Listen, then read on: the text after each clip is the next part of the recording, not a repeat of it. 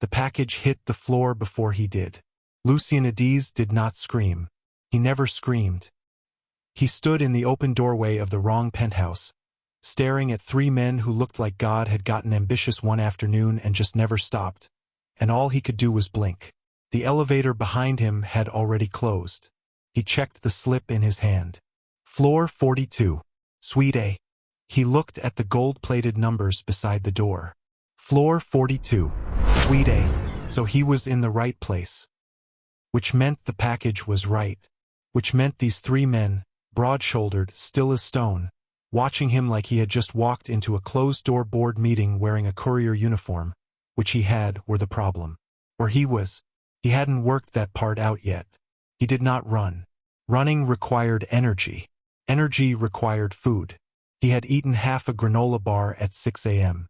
It was now 3:47 in the afternoon, and he had walked 11 miles across 2 buildings and a sky bridge that had no business being used by a person carrying a package that weighed more than his lunch, which had not existed.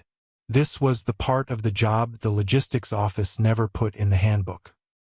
The part where the route slip told you one thing and the building told you another, and you had to figure out the gap between them on your own, quietly, without making a scene, without inconveniencing anyone who had the option to be inconvenienced. He had gotten good at that, at finding the gap and crossing it and arriving wherever he was supposed to arrive and handing over whatever he was supposed to hand over and leaving without anyone having to acknowledge that he existed. It was a useful skill. The office liked it. The clients liked it. No one had ever asked whether Lucien liked it. He picked the package back up. He held it out toward the nearest man. Black shirt, jaw like a closed fist with both hands. The universal gesture of I am not a threat. I am just doing a job. Please don't make this worse than it already is. The man tilted his head. Just slightly, like a hawk that hadn't committed to anything yet. Who sent you? Lucien opened his mouth. Nothing came out. It never did. He reached into the inside pocket of his jacket, pulled out the small notepad he kept rubber-banded to a black pen, the one thing on his person that was always within reach because it had to be, because without it he was just a person standing in silence while the world kept talking around him and eventually concluded he wasn't worth waiting for. He wrote 3 words, held the pad up. Logistics. Floor 42. The man in the red shirt looked at the notepad. Then at Lucien. Then at the notepad again with the expression of someone who had been handed information that answered nothing. He's mute, said the one by the window. He had not moved since Lucien walked in. Both arms crossed. Expression like a door with no handle. Not hostile, just shut. That's why he's not answering. I can see that, Ciro, said the one in black. Just making sure. You're not helping. I'm observing. The third one.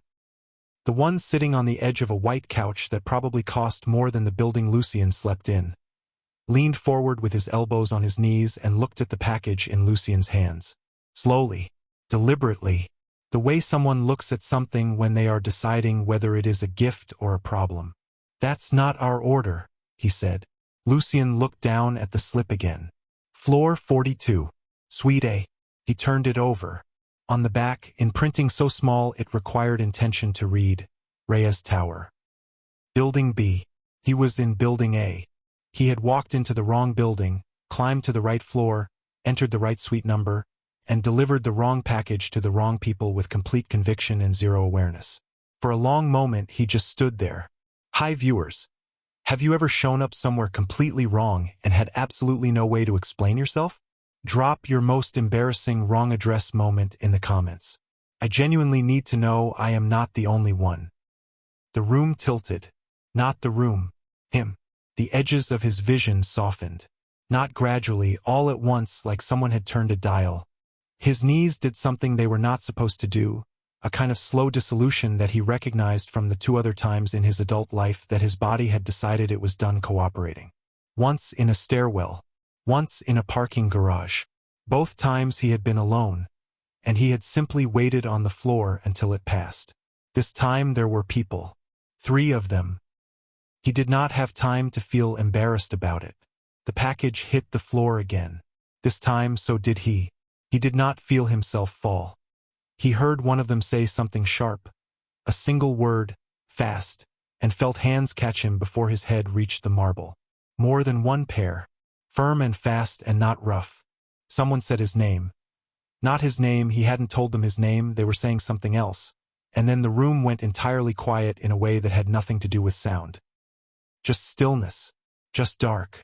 For Lucien, who had spent most of his life in rooms where no one wanted to hear from him, silence had always been the most familiar place.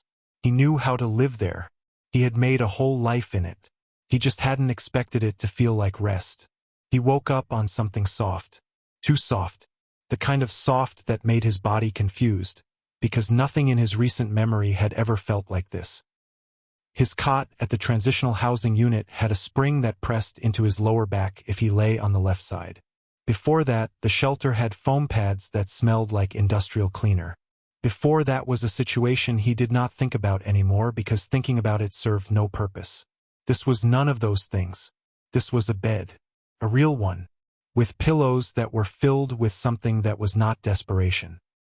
The ceiling above him was high and white and lit by a lamp in the corner that cast warm light instead of the blue-white hospital glare he associated with being evaluated by people who had already decided something about him. He lay still for a moment, took stock. Body, present. Head, attached. Dignity, debatable. He sat up slowly. His notepad was on the nightstand, pen beside it. His shoes were lined up neatly at the foot of the bed. Someone had taken them off him.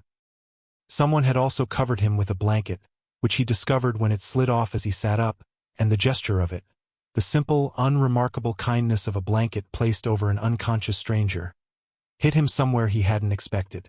He pushed the feeling down. It would not be useful right now. He crossed the room to the door. He reached for the handle. It did not turn. He tried it again carefully, in case he was wrong about what he was feeling. He was not wrong. Locked. He stepped back. He looked at the door. Solid, dark wood, the kind of door that communicated intent, and then he looked around the rest of the room as if it might offer an alternative explanation for what he already knew. It did not. The room was exactly what it appeared to be. Large. Well-furnished. Entirely enclosed. The window was sealed in the way that windows 42 floors up are always sealed, which is to say permanently by design, by the understanding that no reasonable person would try to open one from the inside. Lucien was a reasonable person. He stood in the middle of that enormous, quiet room. And on the other side of the locked door, voices moved, low, deliberate, somewhere between discussion and argument, deciding something that he was at the center of without being part of. He had been here before, not in this room, in this position, right in the middle of something, and still, somehow, not in the room where the decisions were made. The argument had been going for 14 minutes. Iago Reyes stood at the kitchen counter with his arms crossed and his position unchanged. He had made his case twice already, which in his estimation was one time more than anything should require. We call the logistics office. We tell them their courier is here. They send someone. We move on. And what do we say when they ask why we answered the door? Marlowe was at the window. He was always at the window when he was working something through, using the skyline as a kind of anchor while his mind moved through all the angles. We have a flag on this address. Any incoming report from an outside office triggers a secondary review. You know that. So we don't call from this floor. Iago, I'm being practical. You're being fast. There's a difference. Ciro was on the kitchen counter eating an apple.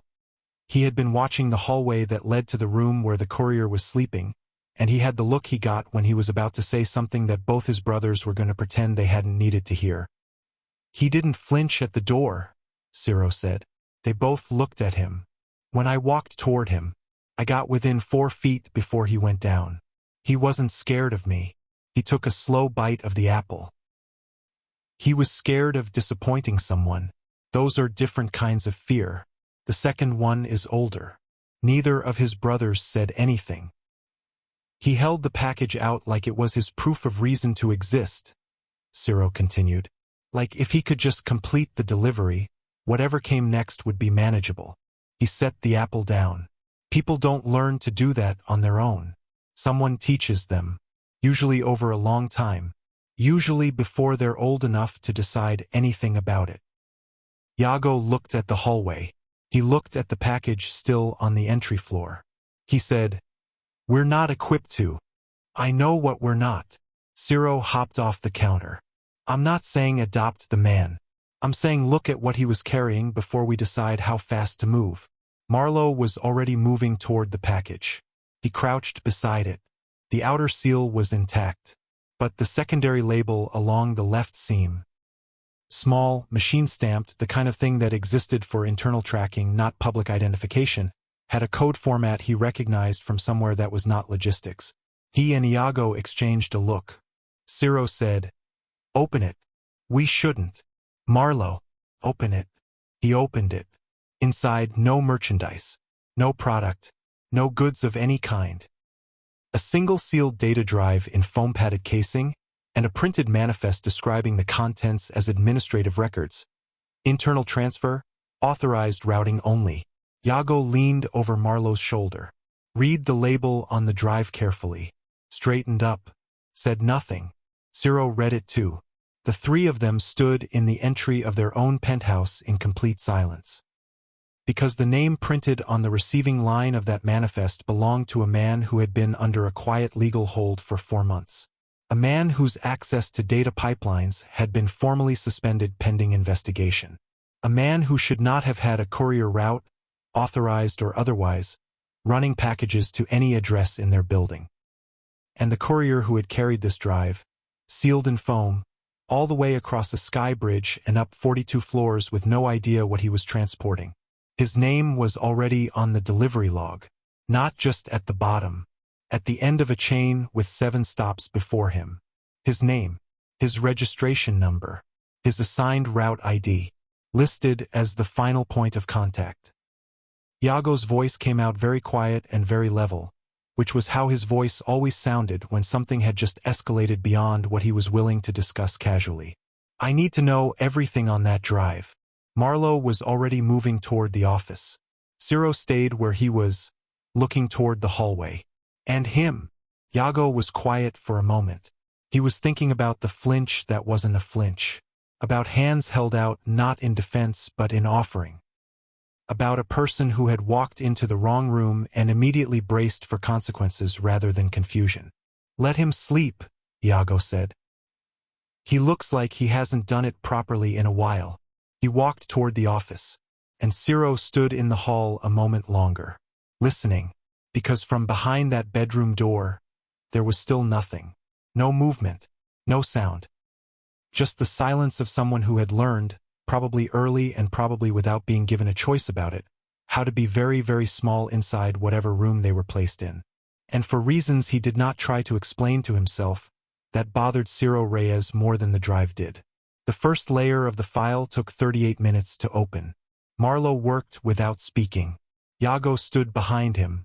Ciro had pulled a chair to the doorway of the office and was angled toward the hall.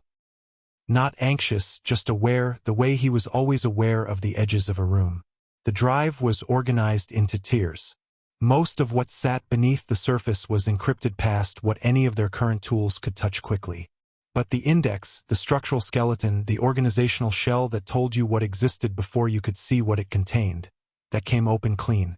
It was a map, not roads or districts, an operational map. Networks drawn in data instead of lines. 12 clinics. 3 districts.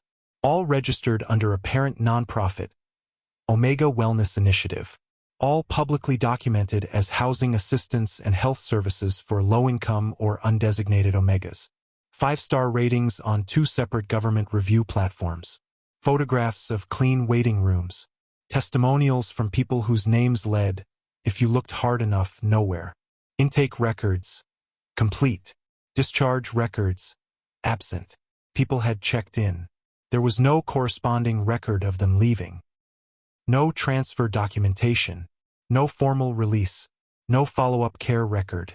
Just a registration number stamped at the moment of arrival, and then a silence that the official record treated as resolution. The silence of something concluded. Marlowe scrolled without speaking. The number grew. Iago's hand came down on the edge of the desk. Not hard, just down. Ciro said, from the doorway. How many? Still counting. The number was not small. In the room down the hall, Lucien had been awake for several minutes. He was sitting on the edge of the bed with his notepad balanced on his knees, not writing anything, just holding the pen and listening to the shape of the voices he couldn't make out through the door. 2 years of courier routes had given him a specific skill. He could read the emotional weather of a room from the sounds alone, the rhythm of footsteps, the gaps between sentences, the difference between a silence that meant thinking and a silence that meant something had shifted. He had learned to read these things because when you could not speak, you had to know when the room around you was changing before it changed on you. Right now the room beyond the door sounded like it was getting heavier. He thought about the man in the clean suit. 2 years ago, he had been at the overflow shelter. Not the first shelter, not the worst one, but the one with the faulty heating and the check-in line that took 2 hours if you arrived after 5 p.m. A man had walked in carrying a folder and a look of rehearsed concern. He had found Lucien specifically, not the group, not the floor, not the general population of the room. Specifically him. And that specificity had felt in the moment like being seen, which was a feeling Lucien had had so rarely that he had not yet learned to be suspicious of it. The man had said words like opportunity and placement and structured support. He had used the word stability like it was something he was offering, not something he was selling. He had smiled in a way that was warm and precise and did not quite reach his eyes, but Lucien had been looking at the folder, not the eyes, because the folder had forms and the forms had a housing stipend number on page 3, and that number had been larger than anything Lucien had seen associated with his name in a long time. He had taken the card. He had signed the forms 3 days later. He had been given a route slip, a badge, and a locker number.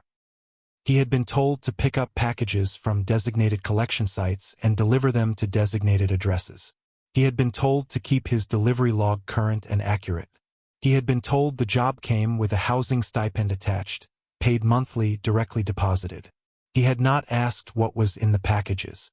He had not asked because asking required language he did not have easy access to in formal settings. Not because he lacked the words, but because producing them, even in writing, in front of someone who had power over an outcome he needed, had always felt like a risk he couldn't accurately calculate. And because asking, in his experience, led to answers that introduced complexity, and complexity made offers conditional, and conditional offers had a way of disappearing before he could hold on to them. So he had not asked. He had just carried them. For 22 months. He looked at his hands now. He looked at them for a long time. Then he stood up. He crossed to the door. He needed to write on his notepad that he was ready to leave and that he was sorry for the inconvenience and that he would take the package back and deliver it to the correct building and that none of this needed to involve them further. That was the plan. Simple, clean, quiet, the way he handled everything. He put his hand on the door handle. He heard the footsteps in the hall stop directly outside. Then, below that sound, below the breathing and the presence of the person on the other side of the door, something else. Further. Different. From somewhere beyond the front door of the penthouse itself, in the corridor that served the floor. A sound that hit the wall like intention. Like something that had been aimed. Then the crack of a gunshot. Clean and sharp and entirely real. 1. Then 2. Then a voice, male, cut off mid-word like a wire snipped. Then nothing. Lucien stood at the door with his hands still on the handle and his heart doing something loud and accelerated in his chest. And the city outside the window kept moving, 42 floors below, in complete ignorance of what had just happened above it. He did not move. He was good at not moving. He just waited, the way he had always waited, for the room to tell him what came next. The lockdown took less than 60 seconds. Ciro was at the front door before either of his brothers said anything. Marlowe pulled up the floor camera feeds on his phone without being asked. The hall showed 2 figures retreating toward the stairwell on the east side. Not running, walking fast, the calculated pace of people who knew exactly how much time they had and were not wasting any of it. Iago was already moving down the hall toward the bedroom. He didn't knock. He opened the door, and there was Lucien, standing exactly 2 feet from it, hands still on the handle from the inside, shoes on, notepad in his jacket pocket, bag over one shoulder. Already ready to leave. Iago looked at him. Not a long look. Just enough. Step back from the door. Lucien stepped back. Iago came in and closed it behind him. He moved to the left side of the room, not in front of the door, not blocking the window, not positioning himself between Lucien and any exit. He stood at a clear, readable distance, and when he spoke, his voice was flat in the specific way that people use when they are deliberately not adding heat to a situation. Someone swept the hall. 2 individuals already gone. Ciro's on the stairwells. He paused. You are not in immediate danger. Lucien had his notepad out before Iago finished the sentence. He held it up. Was that because of me? Iago read it. He didn't answer right away, which told Lucien more than a quick denial would have. Lucien wrote again. The drive. They know I was carrying it. Iago said, we don't have confirmation of that yet. Another note. Faster. You don't have to confirm it. The timing does. Something shifted in Iago's expression. Not surprise exactly. Recalibration. You're right, he said. The timing does. Lucien looked at the window. He looked at the door. He was running the calculation he always ran when a situation went wrong: exits, distances, the cost of each option. Walk out. Go back to the route. Report the incident or don't. Return to the schedule. Keep the head down. Keep the head down. He had been keeping his head down for 2 years. He had been keeping it down for longer than that, honestly. He had gotten so good at looking at the floor that he had walked right into this without seeing any of it coming. You can leave, Iago said. Lucien looked at him. Right now. I open that door, you walk out. Iago kept his voice at the same level. No pressure in it. No edge. We won't follow you. We won't file anything with your office. You go back to your route and we handle what's on that drive from here. He paused. That's a real offer. Not a test. Lucien stood completely still. He thought about the man in the clean suit. About the word stability. About 2 years of picking up packages in buildings that never met his eyes and delivering them to people who signed his log without looking at his face. He thought about the housing stipend that came out of a budget he had never been shown attached to an organization he had never been given the full name of. He thought about how easy it had been to be moved around. How frictionless. How a person who didn't ask questions and didn't cause noise and didn't require explanations could be routed through a system like water through a pipe. And the pipe didn't need to know what it was carrying. He uncapped his pen. He wrote slowly. If I leave, does the drive go with me? Iago said. No. Lucien wrote again. Then I'm not the problem. The drive is. That's correct. He wrote one more line. So what I know about the route, the stops, the addresses, the timing, that stays relevant whether I'm here or not. Iago looked at the notepad. Looked at Lucien. Yes. Lucien held the pen against the page for a moment without writing anything. Then, I'll stay. Until you understand what I was carrying. Iago held his gaze for a moment. Then he nodded once and moved toward the door. I'll bring you food. Real food. Not whatever the building cafe sends up. He had his hand on the handle when Lucien tapped the back of his arm. He turned. Lucien held up the notepad. There's a child's name in that file. I saw it when the index was open. Before you closed the window. It wasn't a question. The way he wrote it, direct, no hedge, no qualifications, made clear that he was not guessing. Iago's expression didn't change, which, by now, Lucien had learned to read as confirmation. He set the notepad down on his knee. He thought about the registration number printed on every route slip he had ever carried. The format. The series. The specific alphanumeric structure that the logistics office used to track its couriers, which was different from standard courier IDs. Longer, with a prefix code that he had always assumed was internal shorthand. He had seen that format in the drive index. Same prefix. Same series. His number. Or one close enough to his number that the distance between them felt like intention, not coincidence. Lucien sat in the quiet of that room and held that knowledge the way you hold something fragile. Carefully, with both hands, not quite ready to look at it directly. The door closed. The city kept moving. And somewhere in the locked logic of that drive, something with his name attached to it was waiting to be read. He didn't ask for access. He just walked into the office, slow, deliberate, the way he always moved in unfamiliar spaces, telegraphing intention without demanding permission. And when he reached the secondary screen where Marlowe had left the drive index open, he stood beside it and looked at the three of them. Then he pointed at the screen. Then at himself. Ciro pulled up a chair. Not with instruction attached to it. Just a chair, placed at a comfortable distance from the desk, angled toward the screen. The implicit message clear. If you want to sit, the chair is there. Nobody is making you. Lucien sat down. He looked at the index for approximately 90 seconds. His eyes moved across it in a pattern that was not quite reading. Faster than reading, and more systematic, the way a camera sweeps a room rather than the way a person studies a painting. Then he picked up his pen and the notepad he had placed on the desk edge, and he began to write. Marlowe watched him for 3 minutes before he said anything. "He's not working from the screen," he said, quietly to Iago. "He already has it." Iago looked up. "What do you mean he has it?" He looked at it for a minute and a half. He closed his eyes for maybe 5 seconds. Marlowe kept his voice low. "Now he's organizing from memory. He's not checking the screen.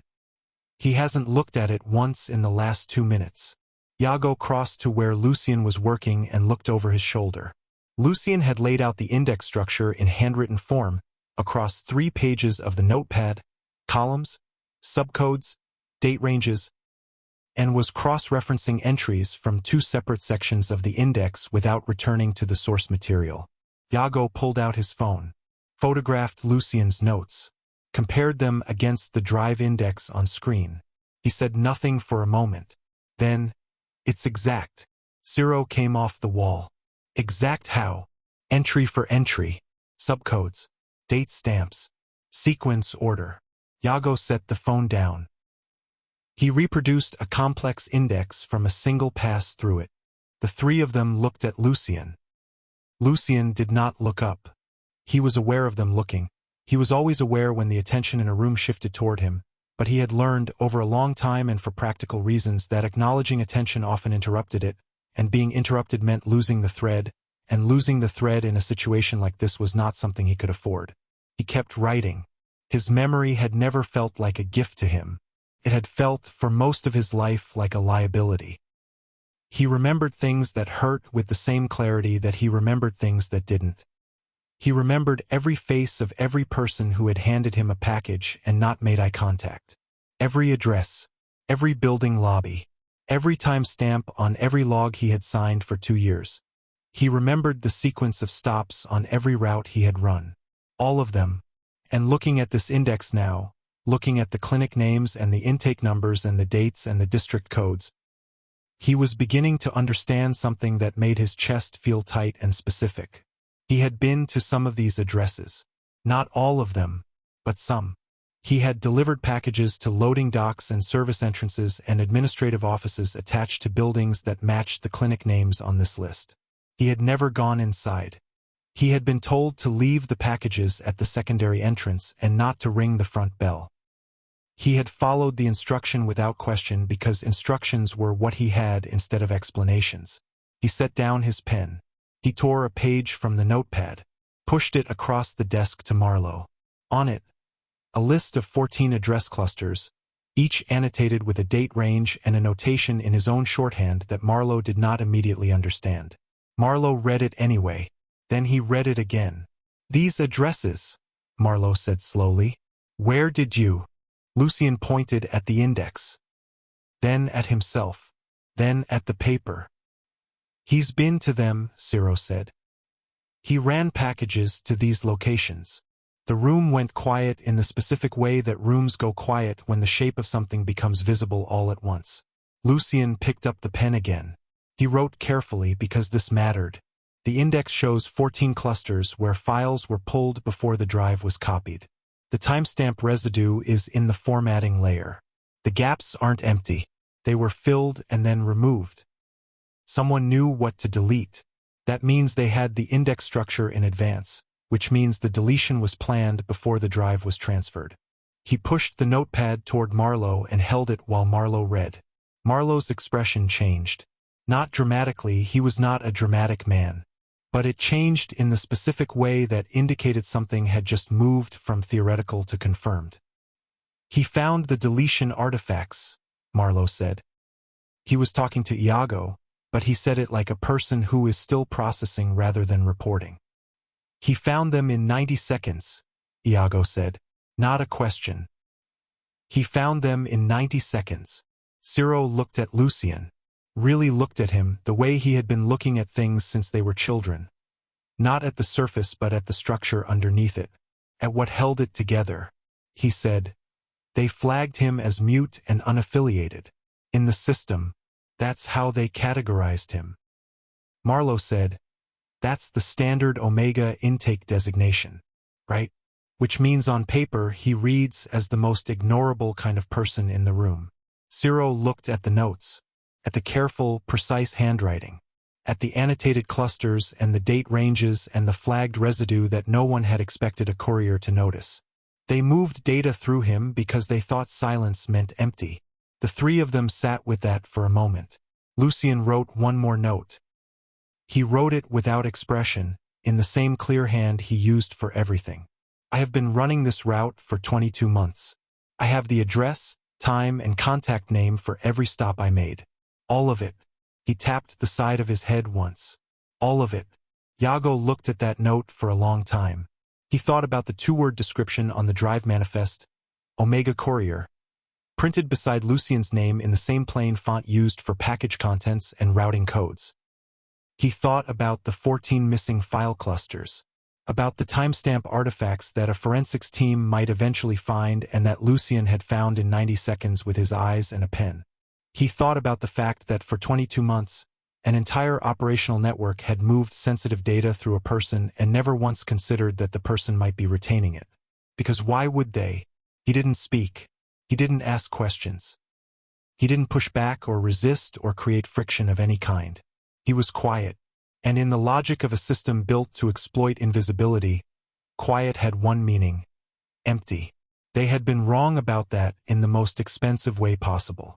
Then he looked at Marlowe, then at Ciro, and some recalculation happened between the three of them, wordless, quick, the shorthand of people who had grown up reading each other, about what this person sitting in a chair in their office actually was.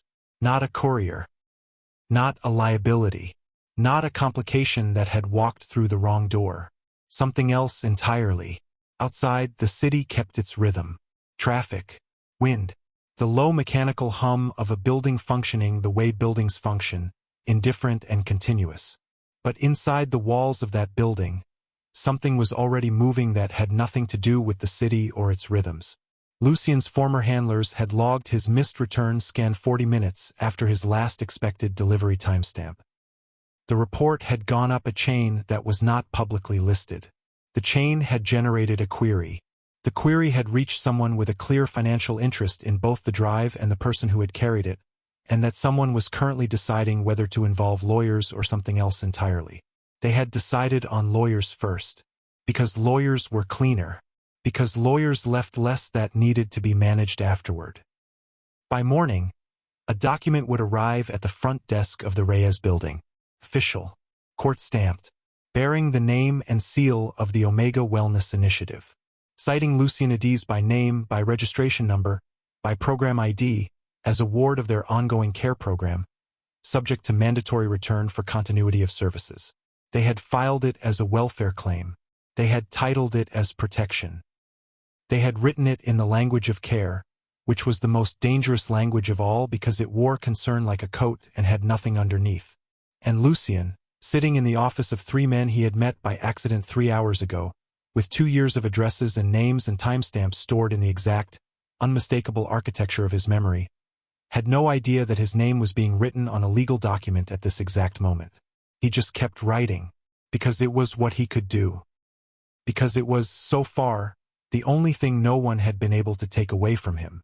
Not the shelters, not the logistics office, not the signed forms, not the routes, not 2 years of being moved through a system that had never once asked him where he wanted to go. The memory stayed. The precision stayed. The quiet, careful record of everything he had seen and touched and carried and delivered stayed, held intact in the specific architecture of a mind that had learned very early that if you could not speak then you had better remember. The drive sat on the desk. The notes sat on the desk beside it. And the clock moved forward, the way it always does, without asking, without slowing, without any interest at all in what it was moving toward. What would you have done when that door was offered to you? Open, no strings, no explanation needed. Would you have walked out? Or would something have made you stay? Tell me in the comments. Because that moment, that exact choice, says more about a person than almost anything else. The clinics shut down on a Tuesday. Not loudly. There were no cameras outside the doors. No press conference. No official standing at a podium explaining what had been found or who had known about it. Just a notice posted to the government health registry at 11:47 p.m. The kind of time chosen specifically because no one is watching at 11:47 p.m., stating that the Omega Wellness Initiative had voluntarily suspended operations pending internal review. Voluntarily. That word did a lot of work that night. Lucien read it on Marlowe's secondary screen and did not react, because reacting required a belief that what he was seeing was finished. And he had learned, slowly, the way people learn things that cost them, that the first version of a victory is almost never the real one. But the others reacted. The evidence had leaked 3 days before. Not all of it, not the full drive, not the deletion artifacts, not the chain of custody records that place certain individuals in direct contact with certain intake procedures on certain dates. Just enough. A summary. 14 pages, anonymized, routed through a legal nonprofit that had been waiting for something with teeth. It had teeth. Within 48 hours, 2 city council members issued statements. One called for an investigation. One called for calm. The difference between those 2 responses told you everything you needed to know about which one had received a call the night before. The media called it reform. That word also did a lot of work. Within a week, 3 of the 12 clinics had their licenses formally suspended. Oversight committees were appointed. Timelines were announced. A spokesperson for the city health office went on record saying the system had responded appropriately once the issues were identified. That sentence was very carefully constructed. It almost meant nothing. Almost. Lucien watched all of it from the office on floor 42. He had been given a room. A real one, not the locked bedroom, a room with a key that he held, and a workstation with secure access to the indexed records. He had been asked, not directed, whether he was willing to continue organizing the data. He had said yes. In writing, as always. He had also said, "I want to know where the arrests are." Marlowe had looked at that note for a moment. Then, coming, they came. 3 arrests in the first week. Mid-level administrators. People whose names appeared in the records in secondary positions.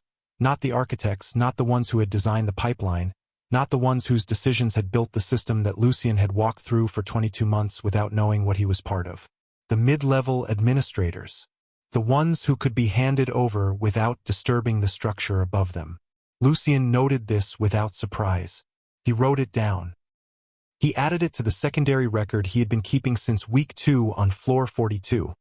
Not the official record Marlowe's team managed for legal submission. His own.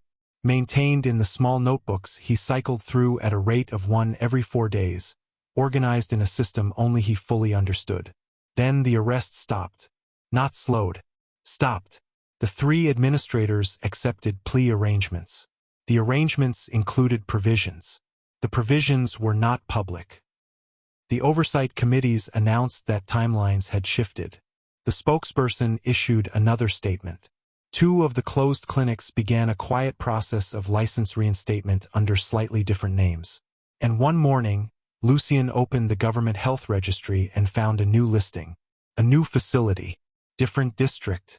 Different name. Registered under a parent organization whose documents, if you trace them through 3 layers of subsidiary filings, connected back to the same original board as the Omega Wellness Initiative. He stared at the screen. He did not move for a long time. Then he picked up his pen. He wrote 1 sentence. He tore the page from the notebook.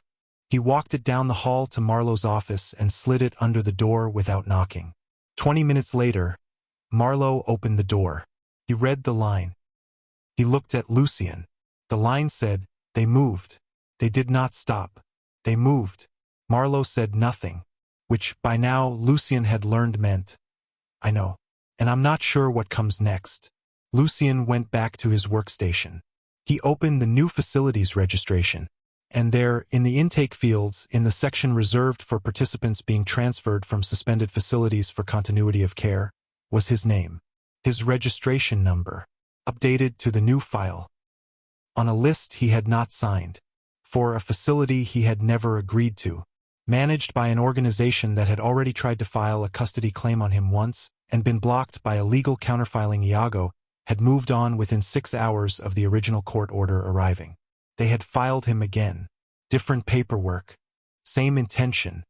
He closed the screen. He sat in the quiet of the office with the city 42 floors below and his pen in his hand. And somewhere in the structure of a system that kept producing new versions of itself every time one version was shut down, a clock was already running on the next move. The question was whether anyone would move faster than it did. The summons was hand-delivered on a Wednesday at 7:14 a.m., not emailed, not filed digitally. Hand-delivered to the building's front desk by a courier in a pressed uniform who asked for a signature and left immediately. Hand delivery created a timestamp that was harder to contest. Whoever wrote this document had thought carefully about what would be difficult to contest. The summons required Lucien to appear before the City Welfare and Designation Review Board in 4 days. In person. Stated reason: clarification of program participation status and voluntary record discrepancies. Voluntary record discrepancies. He read it 3 times. Each time, the language became more impressive in its construction. Every single word was technically accurate. Collectively, they said nothing true. Iago handled the legal response within the hour. Ciro handled building access adjustments. Marlowe sat with Lucien for 2 hours the night before and walked through the format. The room layout, the board composition, the procedural rules around written testimony, the fact that his statement would be read aloud into the record by a legal representative because Lucien could not produce it that way himself. Lucien had written the testimony himself. 14 pages. Single-spaced. Organized chronologically with subsections by date range and location, with footnotes cross-referencing the drive data for every single claim. He had written 3 drafts over 2 days. Each draft got shorter, not longer. Every word he removed was a word that could be argued with, and he wanted to leave as little room for argument as possible. The final version, 9 pages, the most precise document he had ever produced. He walked into the hearing room on Thursday in a clean shirt Ciro had left outside his door without comment, sat in the designated chair, placed his notepad on the table in front of him, and looked at the 7-person board with the expression he used for everything. Flat, clear, present. The board chair was a man named Aldous Prentice Kane. He had the specific energy of someone who had spent a long career being the most significant presence in rooms exactly like this one and had come to confuse that arrangement with being correct about things. He looked at Lucien, then at the legal representative, then at the room in general, as if confirming it was still arranged to his satisfaction. He said, "The subject of today's review has submitted written documentation in lieu of verbal testimony due to a stated communication limitation." He used the words stated communication limitation with a specific inflection, the kind that invited the room to consider whether the limitation was genuine. The room considered it. Lucien watched this happen. He had been in smaller versions of this room before. The tone was never the actual mechanism. The tone was what people used when they were doing something they needed to remain deniable. The real instrument was the space around the tone. The suggestion, the implication, the slight angle of a sentence that pointed somewhere without pointing directly. He picked up his pen. He wrote on his notepad. He did not hold it up yet. The representative read the 9-page testimony into the record. 21 minutes. The board watched with the expression of people fulfilling a procedural obligation, which is a different expression entirely from people actually hearing something. Prentice Kane waited for the reading to finish. Then, the board notes certain inconsistencies between the documented timeline and the program records on file. We'd like to explore those discrepancies. Specifically, The claim that our client organization had no knowledge of the subject's communication status at the time of program enrollment. Our client organization.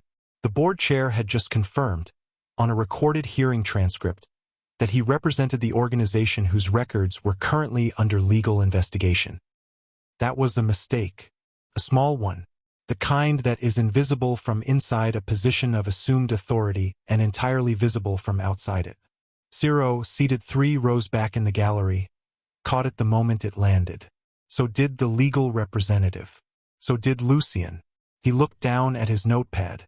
He had already written what he needed to write. He held it up. The board chair read it. His expression shifted, not dramatically, but it did shift. The notepad said, "You just described yourself as representing the organization under review. For the record, is that accurate?" Prentice Kane looked at the recorder, looked at his colleagues, looked at Lucien. He began a sentence about context and clarification. From the back of the room, where Iago Reyes had been standing for the full duration of the hearing in a position that communicated simply present rather than participating, he spoke. Once, to the recorder, he said, "We're submitting corroborating materials under case docket 14-7. The drive log, the full index, and the secondary registration filed this week under the new facility name." He did not raise his voice. All 3. The room went very still. The board chair said, "Those materials have not been properly entered. They are being entered now. The access request was filed this morning." Iago looked at Prentice Kane with the specific patience of a person who has already done everything necessary and is waiting for the room to arrive at what he already knows. "Check your email." Prentice Kane checked. He did not say anything after that. The judge overseeing the docket ordered the submitted materials displayed. And on the screen at the front of the hearing room, names began to scroll. Registration numbers, intake dates, clinic names. The documented record of people who had entered facilities and never come out. Facilities that had closed and reopened under new names. A chain that moved from the drive to the delivery logs to the timestamp artifacts in the deleted file clusters. All of it connected, all of it dated, all of it in the same clear, patient, impossible-to-dismiss record that a mute Omega courier had been building in notebooks since the 2nd week of his 5th month on floor 42. The room watched. Some board members watched with the look of people encountering something for the first time. Some of them did not have that look. Lucien watched the ones who didn't. He was already writing. The weakness became the proof. That is the part that never gets said clearly enough. The entire network had moved data through Lucien because he was quiet, because he did not ask questions. Because a mute Omega courier with no formal affiliations and a government-issue registration number was, in the operational logic of the system, as close to invisible as a living person could be while still being physically present and legally accountable. He was the last person anyone would call as a witness. He was the last person anyone expected to have retained anything worth testifying about. That was the error, not a small one. His delivery logs matched disappearance dates with a precision that no manufactured record could replicate, because his logs were not manufactured. They were exactly what they appeared to be, the time-stamped, meticulous account of a person who showed up on time, completed the task, and wrote everything down because writing was the only language he had and he had learned, over a long time and without any other option, to use it completely. 14 addresses. 47 delivery dates. The full chain of movement for every package he had carried over 22 months, cross-matched against intake records from the drive and timestamp artifacts from the deleted file clusters. Match rate, 91%. That number went into the legal record.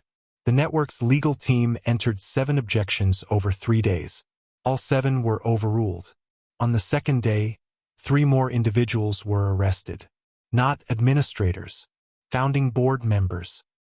People whose names appeared at the top of the original nonprofit registration documents.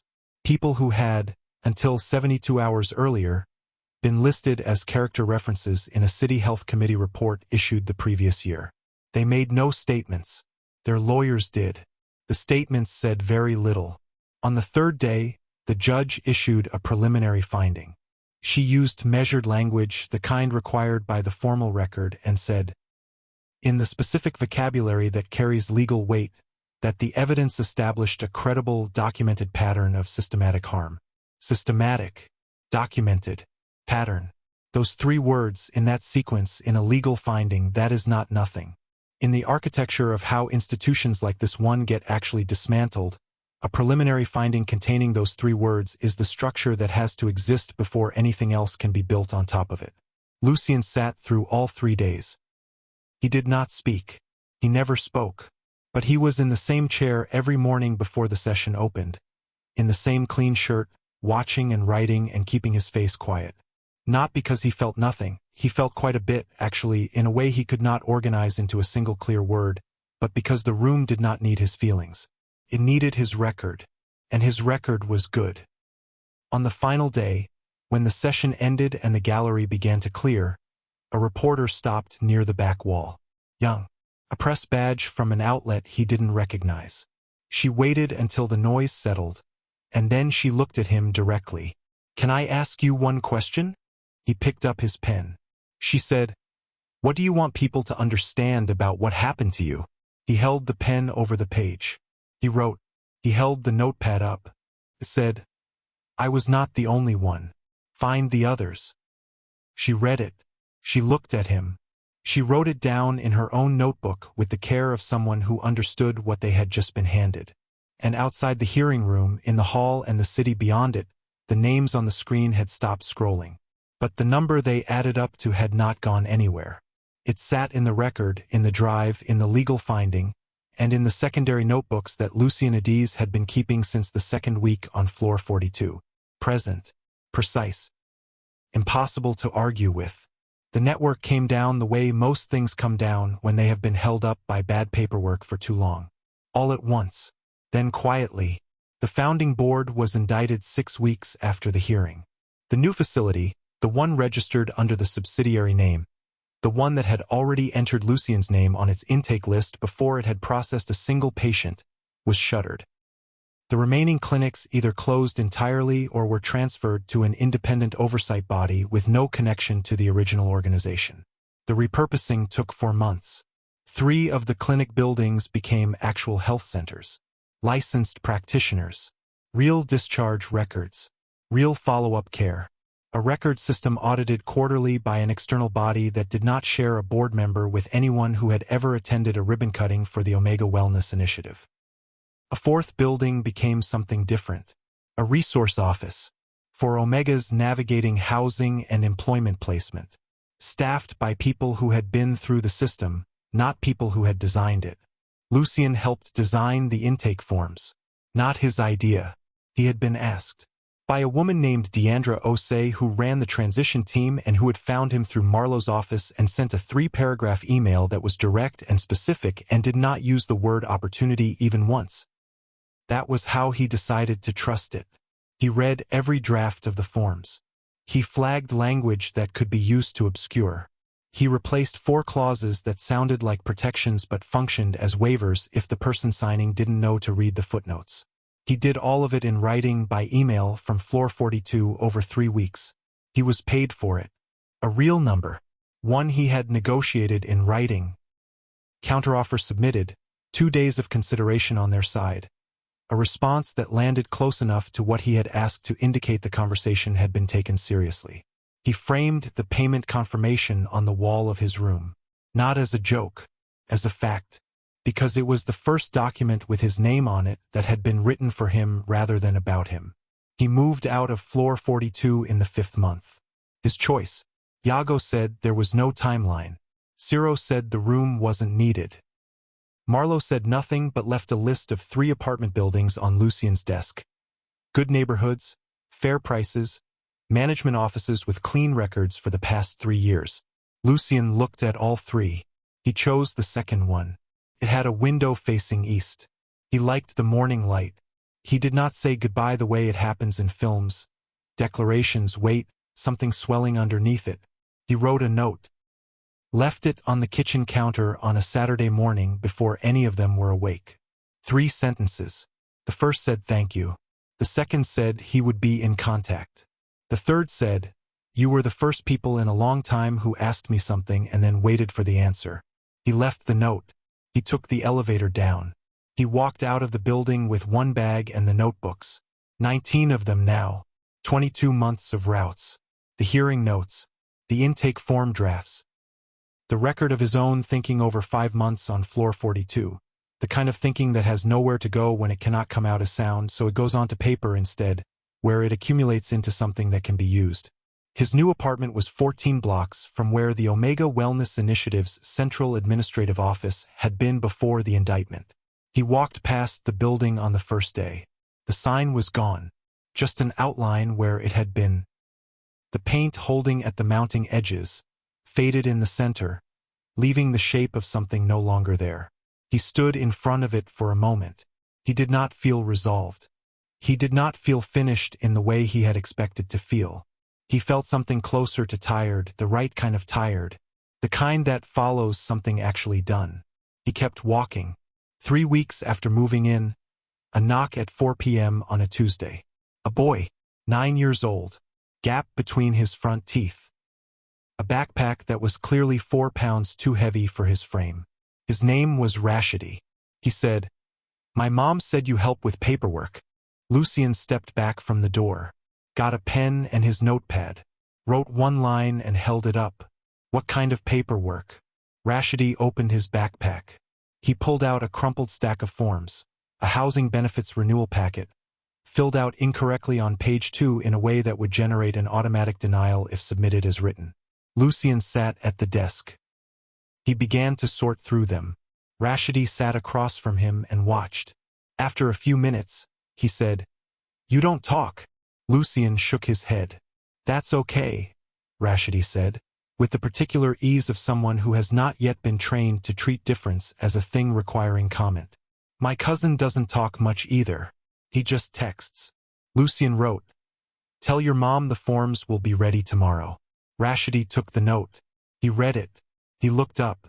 He said, "My mom says you're safe." He walked back out with his too heavy backpack and let the door close behind him. Lucien sat at the desk. The apartment was quiet. The east light was low and warm across the floor. Outside, the city was doing what it always did.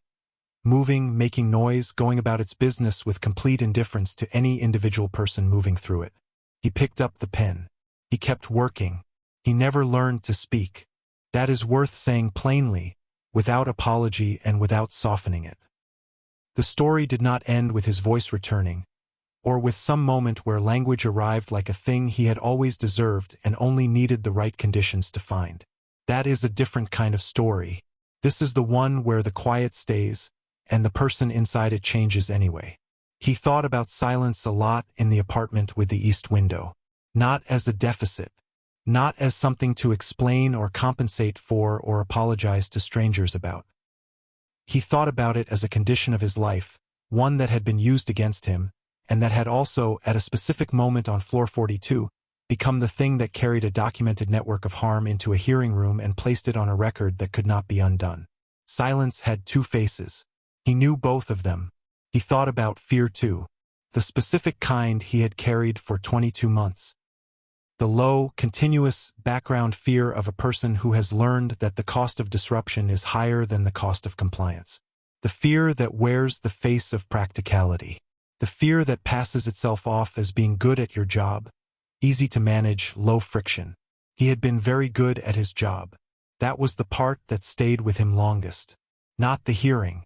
Not the legal findings or the indictments or the facilities that had been repurposed into things that actually helped people. The part that stayed was the specific memory of himself moving through building lobbies with packages in both hands and his eyes straight ahead, no questions rising and no resistance forming, because questions were noise and noise drew attention and attention had never, in his experience, led to anything safe. He did not hate that version of himself. He understood him completely. He just did not live there anymore. Deandra called on a Thursday in the 7th month. A question about the intake language on the updated forms. A clause a new team member had flagged as possibly ambiguous. She read it to him over the phone. He listened. Then he texted a replacement clause in under 4 minutes that resolved the problem without adding a single unnecessary word. She said, "I honestly do not know how you do that." He texted back, "Practice." She laughed. He looked at the phone after the call ended and thought about that word. What it actually described. Not talent. Repetition. Things that sharpened because the conditions of your life demanded sharpness and never offered you the option of letting them stay dull. He had gotten good at reading language because language was the only tool available to him. He had gotten good at precision because imprecision carried costs he couldn't absorb. His circumstances had shaped his strengths. He did not call that a gift. He did not call it a silver lining. He called it what it was: survival that left something useful in its place. The notebooks continued, a new one every 2 weeks. Not because anything urgent needed recording now, just because the habit had become part of how he processed the world. He wrote in the evenings. Observations. Forms reviewed. Rashidi's housing situation, which had resolved cleanly with the corrected renewal. Notes from a new consulting engagement with a legal aid organization that Deandra's network had connected him to. One that paid on time without him having to follow up more than once. On a Sunday afternoon in the 8th month, Ciro came by. No announcement. Just a knock. Lucien opened the door and Ciro was there with a paper bag from the place 3 blocks away that Lucien had mentioned exactly once. In a text 2 months ago. Ciro came in. Looked around. The east window. The desk. The 19 notebooks lined up along the shelf. The housing forms arranged in 3 neat piles. Pending, submitted, resolved. He said, "You good?" Lucien wrote, "Yes.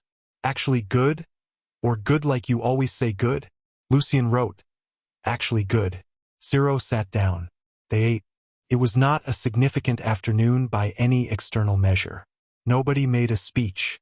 Nothing was resolved or revealed. Ciro talked about something at work. Lucien wrote short responses here and there. At one point he wrote something that made Ciro laugh, a real one, not the polite kind, and the sound of it in that small apartment with the east light coming through was just a thing that happened. Ordinary. Warm. The kind of moment that does not know it matters while it is happening. After Ciro left and the apartment was quiet again, Lucien sat at the desk. He opened the current notebook to a fresh page. He thought about the assumption that had powered everything. The one the system had been built on, the one that had made the whole pipeline functional for as long as it ran.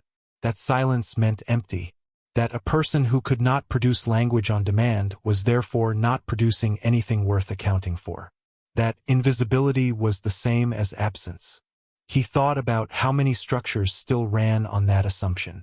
Not just the ones that had been closed and repurposed. The everyday ones. The ones in ordinary rooms, in offices and waiting areas and intake desks, where the loudest person was assumed to understand the most and the quietest person was assumed to need the least. He did not have a clean answer for how to change that. He was not sure anyone did yet. But he picked up the pen. And at the top of the fresh page, in the same clear hand he used for everything, he wrote, "The quietest people are not empty. They are full of things the world never learned how to ask for." He looked at it. Then he kept writing. Not because someone was waiting. Not because there was a deadline or a form or a record that needed to be accurate. Just because the page was there, and the pen was in his hand, and the morning light would come through the east window in a few hours, and there was still work to do. There is always still work to do. If the story moved something in you, share it. Someone in your life right now is carrying something in silence and does not know there is a word for what they have been through. Subscribe and turn on the notification bell. Every week on this channel there is a new story about people who were moved through systems that were never built with them in mind, and who found something solid on the other side. Drop a comment below. Tell me what it means to you to finally be seen. Your words might be exactly what someone else needed to find today.